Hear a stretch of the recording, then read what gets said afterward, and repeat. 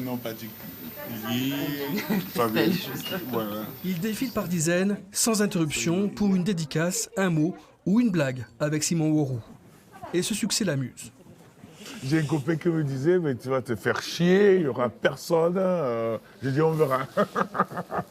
Parmi ses lecteurs, d'anciens collègues, des amis et des habitants du village dont il est maire.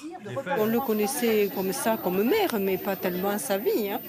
Et on l'aime bien. Hein. C'est quelqu'un d'honnête et de compréhensif et d'humain. Il a un parcours que tout le monde n'est pas capable de faire. Et il a eu la volonté de le faire. Et il y est arrivé. C'est ce parcours que Simon Worou a voulu partager dans son livre. Son enfance au Togo, son arrivée en France, ses années de séminariste puis de militaire, avant de rejoindre son frère en Aveyron. Avec sa carrure, il sera alors videur, équarrisseur, rugbyman. Et point ultime de son intégration, il devient maire du village de Sainte-Juliette-sur-Vior en 2014, le premier maire noir élu puis réélu dans ce département. Son histoire a séduit une maison d'édition locale. Ce livre, c'est pas qu'un livre régional, c'est aussi un livre qui a une dimension presque universelle. C'est le parcours d'un homme qui vient d'Afrique et qui réussit une magnifique intégration en France. Voilà, c'est une belle histoire de citoyens et de république.